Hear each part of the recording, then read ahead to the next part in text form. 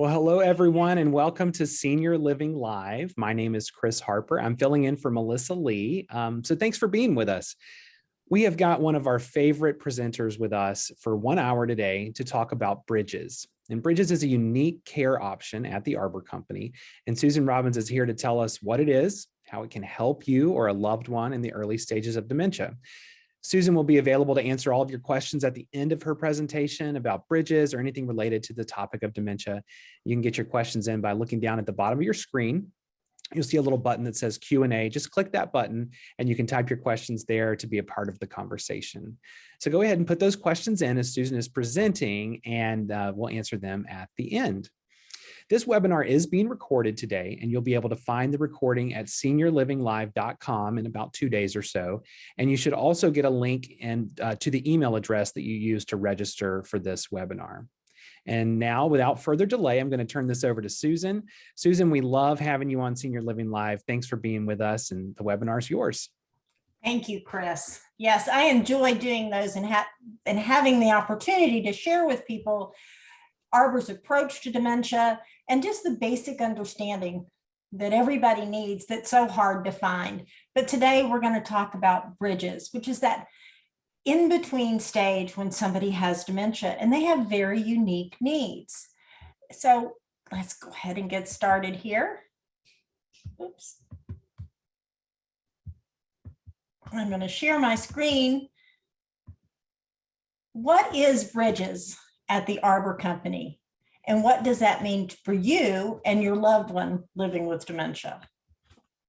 There are several levels of dementia.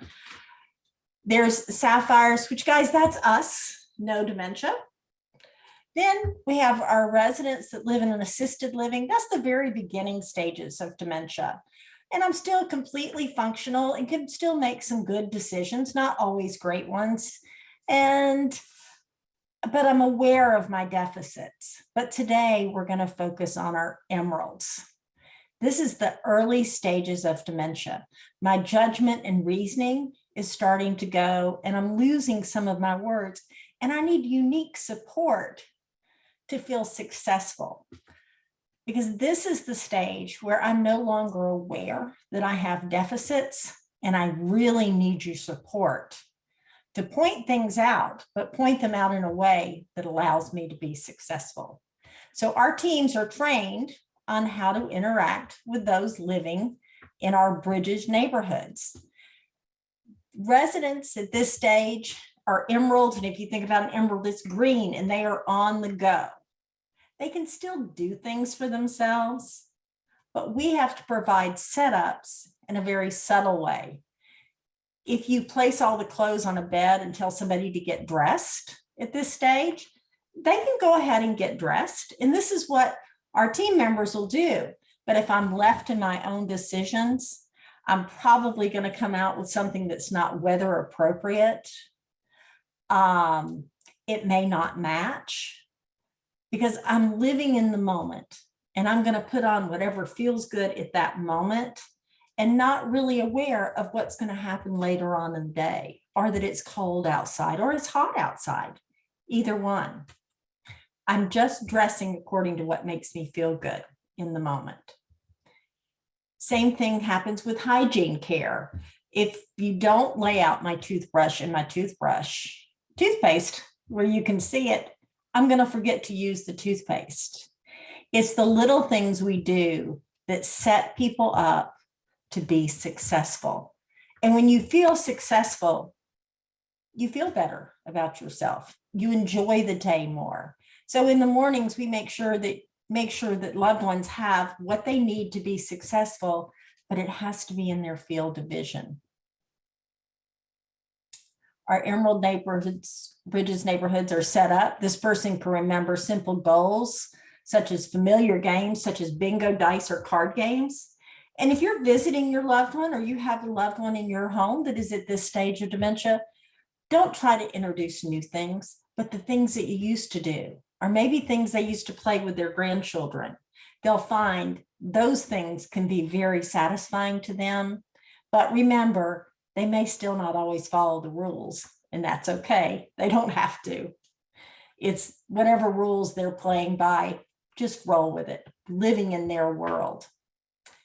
This person can also copy things if they have a pattern to copy, but they need things set up for success.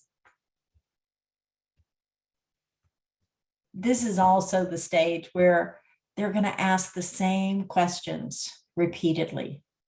What time is lunch? When is my doctor's appointment? What am I supposed to be doing? Where are we going? But I'm going to ask over and over, when is lunch? When is lunch? When is lunch?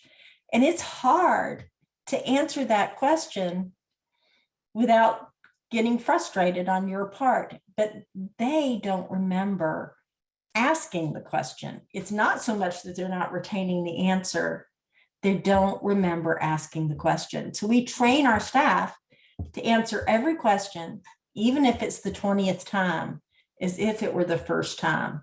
But then this is where you have to become the detective and figure out what it is they really need. Because repetitive questions is an unmet emotional or physical need. I want to go home. What do we go home for? Sometimes we'll hear that. I want to go home. I want to go home.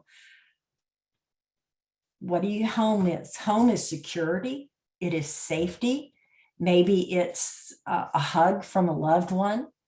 Or it can be as simple as I want to go to the bathroom. Some people only go to the bathroom at home, and maybe that's what I need. It gets down to basics. Or I'm hungry or I'm tired. Or maybe I've got sensory overload and I just need to be quiet. Their questions, repetitive questions, have a need. And even when you think you've met that need, it doesn't mean that question isn't going to come back, but it'll be a longer period before that question is asked again. When is my doctor's appointment? This is the time when your loved one may need a Tylenol because their arthritis is bothering them, but I don't have the language skills to express that. So listen to what I'm saying and try to figure out what it is I need that may not be the direct question. They're also having trouble finding their words, especially nouns. If you find your loved one describing things more than using words that are appropriate for what they're asking, it may be time that they need to be living in a Bridges neighborhood, or you're changing your approach to help them get through things. And they have difficulty making decisions. You have to provide limited choices, this or that. Because, Mom, what do you want to eat? Is an overwhelming question for somebody that lives in a Bridges neighborhood or is in that early to mid stages of dementia. Feelings affect your ability to communicate with others. I want you to think for just a second. How well do you communicate when you feel confused or bewildered or frustrated or concerned about something or stressed about something? We don't communicate well when we don't feel well. So with the dementia causes some of these feelings of being overwhelmed and unclear. How do we help them feel more safe and secure? And that's where providing bridges, I'm with my cognitive peers that can help me understand that. And maybe you're not, but I'm around other people that are functioning on the same level. And it creates a lot of harmony for somebody living with dementia. Live with the unique neighborhoods make the setting right for somebody living with dementia. As I mentioned earlier, your cognitive peers. It is important that I have people that are functioning on the same level that I am. Because when I have repeated questions or tell that same story over and over again, they're happy to listen to it again because they haven't retained that story either. It's new to them too. Helping me do something or setting me up for success, I only can obtain a few steps at a time. Good morning, it's time to get up. We're going to get dressed. We got a doctor's appointment, 10 o'clock, let's go. Whoa, I'm still on good morning. And now I'm frustrated. And that act of getting ready for the day is become overwhelming because you started with too many words and too many sets of directions or facts. Have to have a clear outcome. I have to know why I'm doing something, but with a few words only. I like things to be familiar. Lots of times, if you buy me a lot of new clothes, I may not realize they're my clothes. So keeping some of those old favorites that somebody has can help them feel calm because I need that routine. And these are the things that we provide in our Bridges neighborhoods. They can see things, they can copy them. But in the abstract, if you describe something, maybe I'll understand, but I do much better with visual cues. They do not expect me to do things exactly the way you want them to be done or perfect. I can't do that anymore. But in my mind, with dementia, the way my mind works, it looks perfect to me, but I may not be able to copy something exactly. They can do things over and over. You'll find we have special programming where they're doing repetitive things so that they can feel successful. Things get overcomplicated, then I can't do it, and then I become frustrated. Keep things simple, and it can be repetitive. Sorting things becomes enjoyable to me, folding things sometimes too, or having a purpose for what I'm doing. Makes them feel important. I have to feel like I'm needed. The biggest gift you can give your loved one living with dementia is to make them feel needed. So often what happens is my independence, because of the support I need, I'm not happy and I feel frustrated. Ask me for my support in my quest. Ask me questions about how I can help you with something, not a question about my day, but what do you think about this? And how can I help? How can they help you with something? As opposed to the did you have a shower? Did you take your medicine? Did you go to bingo? Repetitive questions. What did you do today? That's massive and really frustrating and scary to somebody living with dementia. Allow each person their own space and supplies when doing things. Sharing becomes a little bit difficult because I'm focused on one thing at a time and I need my own things to feel that I can be successful with it. I don't share well. Take time to understand somebody living with dementia's feelings. In our unique Bridges neighborhoods, confabulation happens a lot. And this is kind of unique to this stage of dementia. If you ask me if I have done something, if routinely I did it in the past, I'm going to tell you, yes, I did. Such as trying to get me to take a shower after I've already gotten dressed for the day, but that's what fit into your schedule. We try to find the schedules that somebody had and duplicate those as much as possible so that I am able to be successful and answer you appropriately and not think you're trying to make me do something I've already done. If I've always taken a shower in the morning and I'm up and dressed, I've already taken a shower. I'm not lying to you and telling you I don't need one or that I've had one. I truly believe I have. And that's how confabulation works. They resist safety needs. The frontal temporal lobe is your judgment and reasoning, and that goes even in the very early stages of dementia. But when you try to reason with me for safety, I become frustrated because I no longer have that cognitive ability to understand safety needs or reason things out. And that's where you can get into those arguments, pushing back and forth. Resist help and will lash out verbally. I think I can do it myself. I don't need your help and I don't want it. But that's where it goes back to those setups and making sure that you set somebody up for success so that they can do as much as they can for themselves and they will feel better. And yes, cursing does happen at this stage. Even those that have never used language that you're not used to hearing them use will, because they're utterances. And languages were part of the first stuff that starts to go, I'm losing my nouns, I'm losing my words. But the part of the brain that stored those words that you've learned from the time you were little not to use are what come out, because you don't have the filter stopping from you. And they have kind of a rhythmic motion to them. So, and rhythm is the last thing that goes. And those words actually perform as rhythm. They're also a stress reliever, because once it's out, I feel better and I've made my point. Try not to react to them. And I may respond with, leave me alone and I can do it myself. And our response is, you're right, I'm sorry. And you'll get a lot further with that. So take the time to understand their feelings. Slow down is very helpful when helping somebody living with dementia. What can we control and what we can't control? We can't control the person or who they've been throughout their life.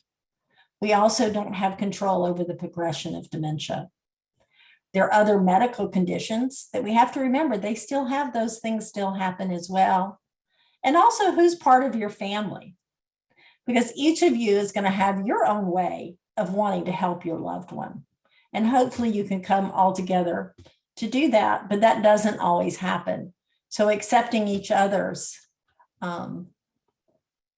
perception of how to help and work together can be very helpful. Your approach. Be their friend, not their boss. Residents in our Bridges neighborhoods need to feel in control. Your loved one at this stage of dementia needs to feel in control. And let's face it, none of us like to be told no. And when somebody says no, we resist. But we have a filter so we can kind of in our head resist, but then maybe respond appropriately, socially appropriately. Somebody with dementia can't. Learn to let it go and don't argue and apologize. When your loved one is telling a story that is totally different than how you remember the event, maybe they're telling a story from the past because they tell old stories. They are living it and recalling it based on how they felt. And the facts aren't important. That's their perception of what happened right now, and let me have that. It's not worth arguing because you're not going to win it anyway. And only thing is, I may get my feelings hurt and then become withdrawn and not talk at all, which is not where we want to go. And go with the flow, no reality orientation. When I'm talking about somebody that is no longer living, let me talk about that person. That's important, that I'm able to talk about that person. We all talk about people that are no longer living, but we're sharing a memory or a feeling. They are sharing the fact that they are missing that person. And when you miss someone, if somebody lets you talk about them or reminisce on your side of it, you'll find they'll be a lot more content. Understand they are doing the best they can with what they have left to work with. How do you approach what they see? People living with dementia in this middle stage live with binocular vision. So just kind of put binoculars up around and look around the room, and you'll notice your field of vision is drastically narrowed. It's really easy to startle somebody living in Bridges with that unique just jump because you've walked up close to them, but they didn't see you coming. You may think you have eye contact, but with their binocular vision, they don't. And this is really important because you want to start your interaction with somebody on a positive note. offer your hand. Your body language also says whether you're welcoming or not. If your hands are closed, you're not welcoming. But if your palms are open and facing that person, or you're reaching your hand out, it lets them know you want to come in their space, and they will respond and let you know whether they really want to interact with you. And then things can happen and move forward to either engage them in a conversation or complete a necessary task that needs to be done. And don't stand over someone if they're seated. Get down, get to eye level as well, and move over to the side, because nobody wants to feel blocked in. And remember, allowing somebody to feel they are in control is very important to somebody living with dementia.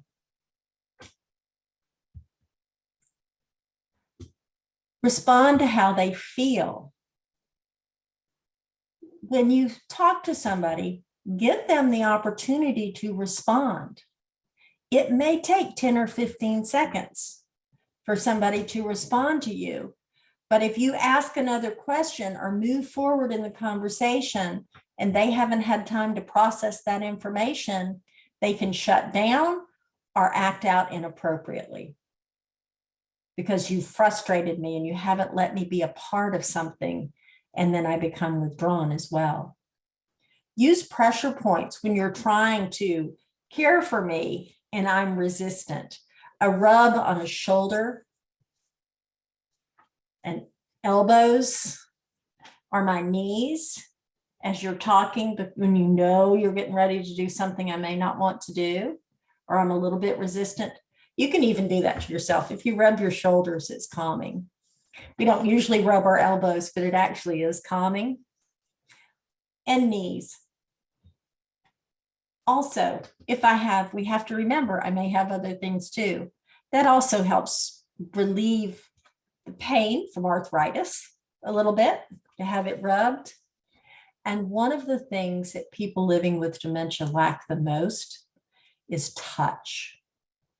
For whatever reason, as a society, I get shunned with dementia, both conversational wise and imperatively physically. People don't want to touch people living with dementia. There's just this fear, and we are all human and we need that human touch.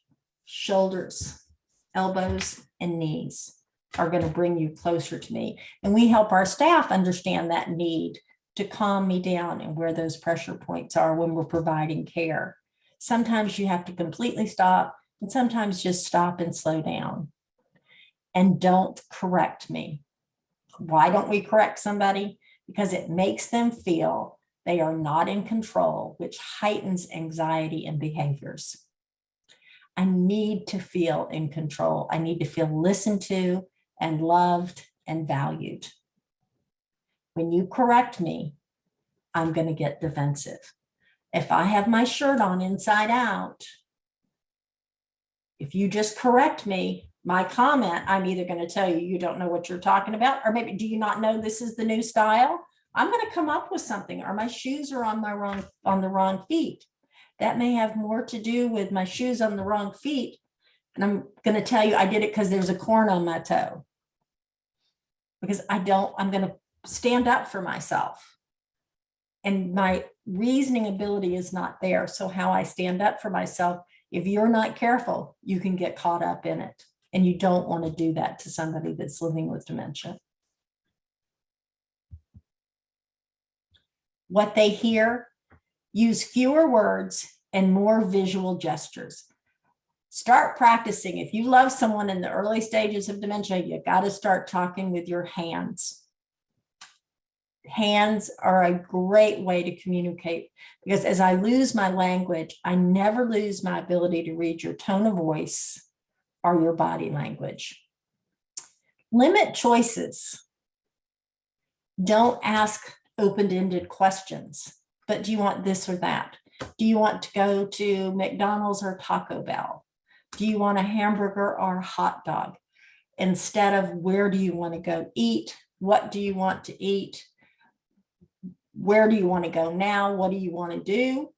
I can't answer those questions. They're too big and too complicated for the ability that my brain has to live in your world. You got to meet me in mine, which means you got to make it smaller to help me be successful. And talk to me, get connected, and let me know what you're doing. And don't yell. Sometimes it's hard with your loved one, but yelling doesn't help.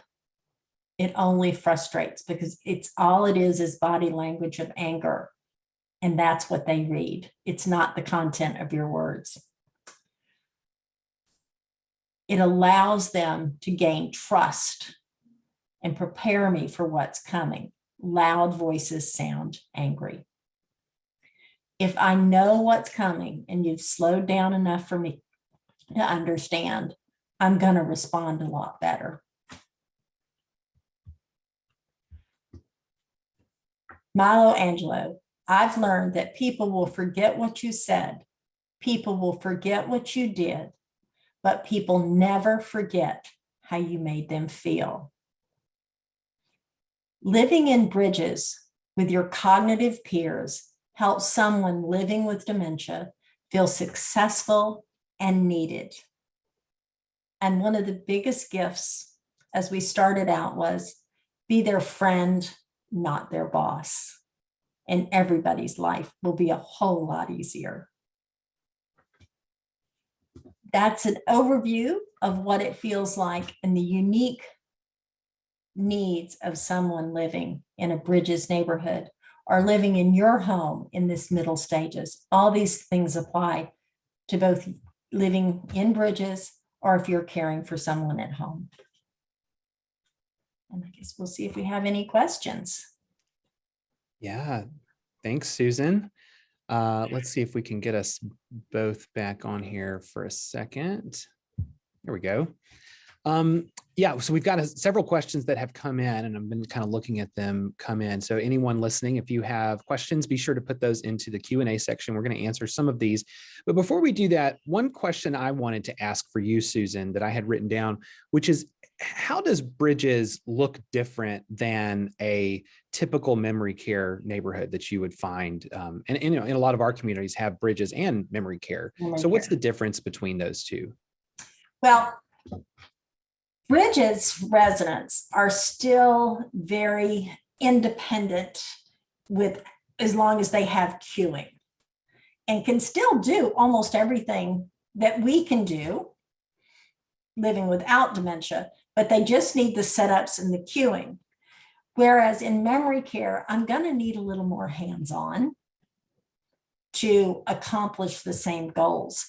Bridges, you're going to give me 2 or 3 tasks to do at a time. In memory care, it's 1 task at a time, and maybe only 1 or 2 words. And in Bridges, I can speak in short sentences, and you can use short sentences. I see. Okay. So you could think of it as kind of a middle ground between what you think of as assisted living and then of full-on memory care. Correct. Okay. So, and I think one of the unique things is people living with dementia need to be living with their cognitive peers that are people that are functioning on the same cognitive level, not physical level. We're talking cognitive. And therefore, they're happier with each other because they don't have to have their guard up. No matter where somebody is with dementia, there's still awareness that I'm not functioning quite the way I used to, but I don't have to be on guard when I'm living with my cognitive peers. Okay. And that really is a good segue into one of the first questions that we received, which is, do Bridges residents know and accept they have dementia? And do they know that they're in the Bridges program to begin with? They do not. That is one of the most unique things that happens in Bridges and happens through the stages of dementia, but creates those care issues that can be challenging for loved ones. And we have to especially train the staff to do that, because I'm totally unaware that what I'm doing is not exactly how it should be done. If I am up and dressed and I'm in there brushing my teeth without any toothpaste, I'm unaware that there was a step that was missed. If I was at home and I tried to grill a grilled cheese sandwich and I didn't put any cheese in the grilled cheese sandwich, I would still eat it because I'm unaware that what I did was not correct. That's why correcting them can become so frustrating to them. Yeah. And that's interesting. We got a couple of questions about visiting. One here, it says, it's hard visiting my mom because she gets angry a lot. How can I make these visits better for her and for me? Well, it's actually being prepared before you go visit is one thing. If there was something you remember, maybe from your childhood that you used to do or used to eat, or that she used to make, if she always made you chocolate chip cookies, bring in some chocolate chip cookies, and it may lead to a story and it may not, but they either become your favorite cookie that you make, or you can reminisce about having made them. Another thing too is, are you going in with what I call the DIGs? And this is really hard not to do, but did you shower? Did you go to activities? Did you talk to Betty today? What I call the DIGs. And I can't answer those questions. And I'm going to come up with confabulation. So it's not factual, which is fine. But it also can create frustration for your loved one. So practice writing a short, old-fashioned letter about what you've done lately. And take that in and use that as your conversation point, because then you don't ask questions in a letter, or you may end up with one question, but you tell a story. So go in with your story and you're prepared. A story or something from the past, or do something simple that you used to do. I had a resident one time, they remembered as little kids playing hangman. So she'd go in and visit with her mom, and she'd play the hangman where you write the letters, and they had great visits. And from that, conversations came up. Yeah. So maybe it's removing some of you're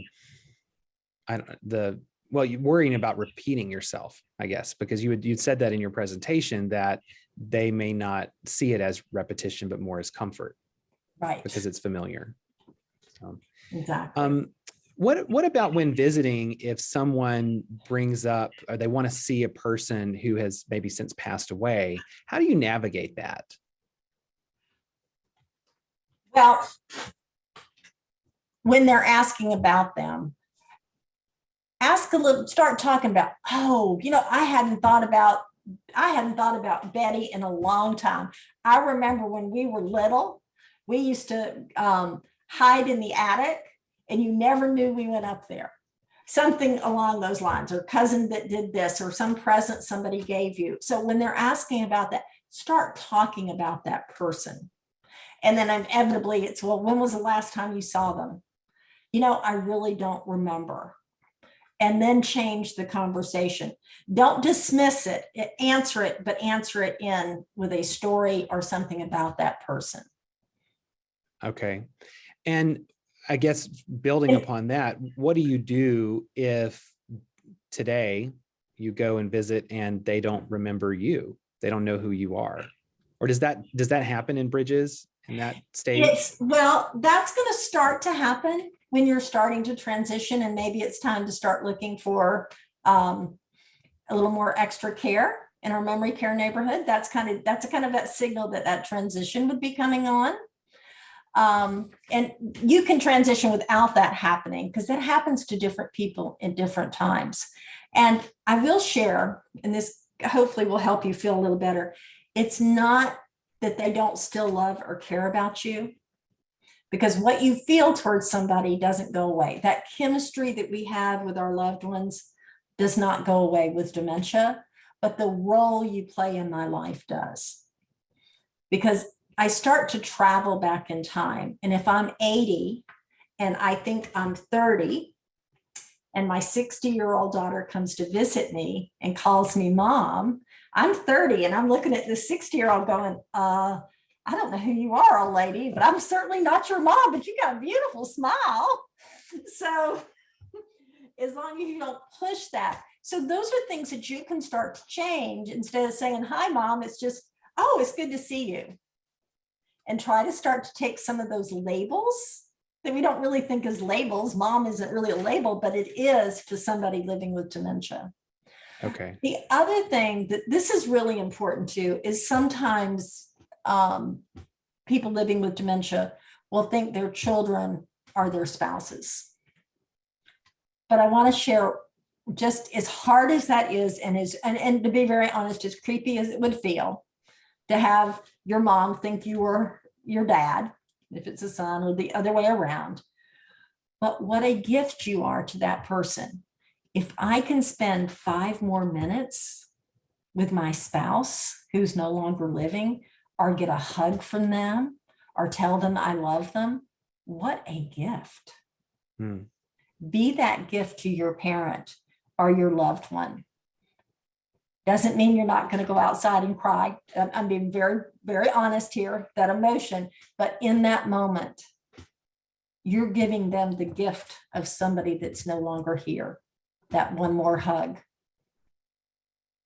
It sounds like a lot of what you're saying is reframing. You're reframing for them, and you talk about redirecting and other presentations and things, and kind of changing the subject or the direction of the conversation. But maybe, and sometimes it's reframing in our own mind of being okay with the direction the conversation's taking and kind of running with that. That's it. That's it exactly. Living in their world instead of trying to bring them back to ours. Okay, so someone has asked here about cognitive peers, which is a term that you mentioned, and they said, can you explain how this helps someone who's living in the Bridges neighborhood? And they're looking at trying to determine if mom should stay at home or if she should move into a community with this type of program. So, well, the gift of a cognitive peer is we all have friends throughout life, and you have something in common with that person that you become friends with. What they have in common is their cognitive abilities to communicate, but not feel uncomfortable. They don't tend to correct each other. And that's why we have the different neighborhoods, because people living in the very first stages of dementia, or maybe no dementia in an assisted living, will notice the deficits of the Bridges residents. That's why sometimes the separate neighborhood is good, because they will correct them, and nobody likes to be corrected. But when I'm with my cognitive peers, they don't see my deficits. If I tell the same story 20 times in one day, my cognitive peer is going to have only heard it for the first time 20 times a day. Therefore, we can enjoy each other's company. If I create something in an art craft and class and it doesn't look exactly like it was supposed to look, it doesn't matter. They can enjoy each other's creativity of what it is. If my clothes don't match, I'm okay with that. I'm not going to say anything. I just don't have the detail in things, detail awareness in things, so I can just enjoy each other's company. I'm still not going to be friends with everybody, but I'm going to make those friends, and those friends are going to be able to communicate. If I don't feel bad if I lose a word or can't remember something, they don't care. And whereas when you're in a setting where you're not with cognitive peers, so you're maybe in like independent living, assisted living, something like that, you have more of an opportunity to be more outcast, I suppose. Yes, actually you do. You socially become the outcast, or you become withdrawn yourself because you feel you're being picked on, but it's also their dementia that's allowing them to not see, to not have the filter not to say something to you. So Susan, what do families do when they're going to talk about moving, maybe from an assisted living or environment or an independent living environment, or even at home, into Bridges memory care, and they feel like they're meeting some resistance? We got a bunch of questions of similar ideas to that, of how do they have those conversations and get to the best outcome? Well, you don't have the conversation way ahead of time to start with, because it creates anxiety and fear. And let's take it back to basics. How do you feel when you have to move? Moving is a lot of anxiety. Where are things? I have these questions, but I don't have the communication skills to ask all the right questions. I just don't want to go because I feel safe and secure in this moment, I think, because it's familiar. So, and it's hard, and moving is hard for anybody. So we take that away because, oh, it's best for you. Don't have the conversation early. Make your decisions on where. And you are having to make that decision for them, and it's okay. You're wanting somebody that's moving into a Bridges or a memory care neighborhood to be able to make a rational decision, and they don't have that cognitive ability. So this is where it is. It's kind of like ripping the Band-Aid off. When it's time, have everything set up. But what you can do to make things easier is make sure that they have the things that are important to them to move with. What pictures are important. I don't need all new things. You know, it's going to sound funny, even a set of towels. If you notice they use the same set of towels over and over again, bring those towels. It's okay because that's going to feel familiar to me. Those are the things, setting things up that it be as familiar as possible. And when you do it, tell them this is what it is and that it breaks your heart too. I don't want this either, but it is the way it is because you don't want to do this. This is not something somebody wants to do in life, but it's the best thing to do for them. And tell them you understand that they don't like it and that they're mad, but this is the way it has to be. Yeah. And when I've been asked this question before, not necessarily just related to Bridges or memory care, I've recommended that people focus on the future and the positives as opposed to what that person can or can't do. So instead of saying, well, you can't take care of yourself, you can't do this, you're going to fall, you're going to do this, we could focus instead on the feeling or the lifestyle that's going to come out of after that move has taken place. Yes, the good things, focusing on the positive. So when someone moves into Bridges and memory care program, do they have to have like a test or something to prove that they have dementia, or how does that happen? Is there like a doctor referral, or what's that process look like? Well, it can be done through a doctor and have a diagnosis, but also if you go into any of our Arbor communities, they are happy to do an assessment for you.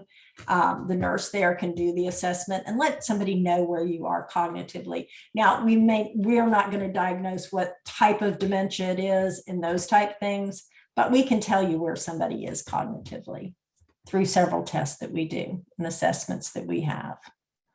But generally you do, and you will still need to see a doctor and make sure that everything is appropriate and going well. So it's a combination. We work with you as well as with your physician. Yeah. And then we had a couple of questions about the staff and the training involved with Bridges care, dementia care. Are the staff members trained differently than those in assisted living? And what does that look like? Well, that is one of the things I love about working with the Arbor company. I've worked in the industry for over 30 years and the last 12 with Arbor. And we train everybody to understand dementia so that each neighborhood, all your care staff are able to work in all the different neighborhoods, but everybody has their niche and where they best engage with residents, but everybody has the skill set to go through and understand. People in our dining staff know what the dining needs are based on cognitive needs as well, so that everybody has the training that they need. And we have ongoing training. It's continual training that's going on. We also, I support the Arbor communities where if we have any concerns, we can brainstorm solutions, work with families, work with residents, work with physicians, however it's needed to make sure that that resident is enjoying their life to the best of their ability. And that is through extreme staff training and retraining.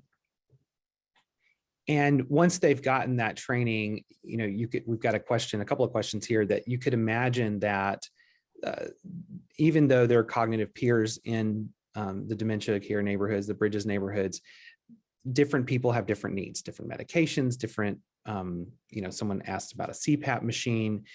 What do the reminders look like? And is there individualized care within that, or is it sort of everybody gets the same schedule?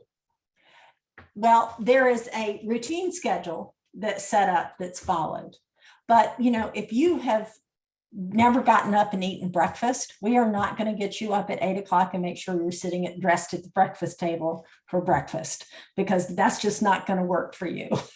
Yeah. So we'll make sure you get something to eat, but a little bit later. If you're a night person and you've always stayed up at night, we're not going to make you go to bed when we decide it's time for you to go to bed. So those things. We also try to replicate patterns, life patterns, as much as possible. It's not 100%, but if you're a morning shower person, we try to have you scheduled for mornings. Or if you're an evening person, for evening. We also food preferences, make sure that we're honoring those, knowing how you like your coffee. That's a big deal. So there is individualized, there's group programming, and then there's individualized programming. I think an easy way to understand how we look at it is, if your loved one loves gardening, in your mind, she loves gardening.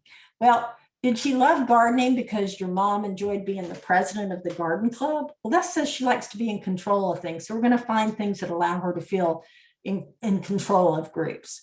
Or did she go because it was social and she liked what they ate? Or maybe she grew flowers to give to people.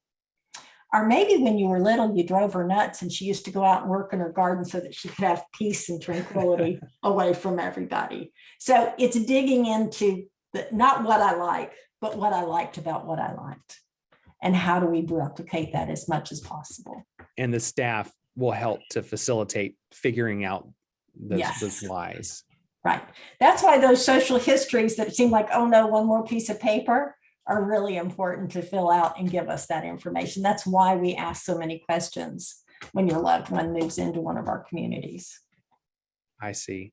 Well, and I know one of the questions, we just got a question in about diet, and does diet slow down with dementia? And I know that's diet is also a question that we ask when someone's moving in, because we want to know what they want to eat. But could you talk a little bit about diet with dementia? I will. Now, I can't from a clinical standpoint, but I can tell you what happens to people. Lots of times people's taste changes over time. So I may not like some of the things I used to like, and I may like others. One thing that's really unique with dementia, though, is temperature of food. If you have a loved one that keeps saying everything is cold, part of dementia is you lose your ability to feel some things, the sensation, like the ends of your fingertips, your toes, and also in your mouth. So we've got to make sure that we're presenting something with a visual that it's really hot if I'm doing it, because I can't get it hot enough for that brain to understand it's hot, because that doesn't work. Also, I tend to crave sweets, because whatever reason, that part of my tongue that lets me taste sweets is active a lot longer than the other taste buds. And that's why the ice cream is always a big deal for somebody living with dementia, because the temperature and the sweetness of ice cream is apparently very appealing to palate. In the Bridges stage, not so much, but later on in dementia, you actually do not, what you're eating, you don't reap the same rewards. The nutritional value of food, your body doesn't process it the same. So we try to get extra calories in, and sometimes you need supplements because the brain doesn't know what to do with the food and the nutrition's in it. So that does contribute to weight loss, even though somebody still may be eating. So you were talking about food not appearing to be hot enough. If someone keeps saying my food's not hot enough, my food's not hot enough, how do you deal with that? Because you don't want to burn them, of course. Is right. there a method to get around that? Actually, well, there is. First of all, if you have a choice of a soup or a salad, I'm going to say, well, Chris, I said, we've got that fantastic chicken noodle soup that you love so much, but man, the chef salad looks absolutely awesome today. You want that soup or this fantastic chef salad? What are you going to have? You're pushing the salads. I'm pushing the salads. Okay, that's one way. The other way is, let's say somebody's morning coffee, because coffee is important, really important to some people. I'm going to serve coffee however I serve it. Chris, I'm going to bring you a nice hot cup of coffee, but I'm going to bring it out like the cup is burning me. And it's the visual of it. And I'm going to set it down. I'm going to get down at your eye level. And I'm going to say, Chris, I got it extra hot, just the way you like it. Now give it a try. And 9 times out of 10, your response is going to be, well, it's okay, because I can't change that, but I've made that connection. That's living in their world and meeting them where they are. Yeah. So you're kind of helping them along. Along. Yeah. Okay. All right. Well, I think that has done it for all of the questions that we had coming in the message bank. So, Susan, let me ask you one final one, just for me. If you had one piece of advice for someone who, a lot of times people moving into bridges, their loved ones are on the very, very early stages of dementia. What's that kind of one nugget that you like to give people who are starting this dementia journey? Is making sure that you make your loved one feel needed and successful. Pointing out the good, asking them for their help with things that you have going on. Because what happens is, if you think about how you lived and the phone call or the conversation you had with your loved one 20 years ago, it was not full of questions. Did you do certain things? It's, I got this problem. And what do you think I should do? Doesn't mean you have to take the advice, but it does mean you need to listen to it. And there still are nuggets of good things that come out, and that will help your loved one feel needed and not abandoned. Well, thank you for sharing your good nuggets of wisdom with us, Susan, today. It's always great to have you here on Senior Living Live. For those of you watching, if you want to learn more about bridges, just head over to our website. It's www.arborcompany.com. And then, of course, we have a ton of other content like this webinar. So if you're interested in watching more content just like this about dementia, or really any senior living topic in general, you can find those over at seniorlivinglive.com. And that's where this webinar, the recording of it and the transcript, will be posted in about 2 days' time. And for those of you, and you can share that then with your friends and family, loved ones. And for the email that you use to register for today, you should get a link in your email to be able to view the webinar recording, and that'll come in about the next day or so. So on behalf of Melissa Lee, who couldn't be here today, and so I'm Chris Harper, and Susan Robbins, thanks for being with us, and for everyone for joining, thank you so much. Have a great day.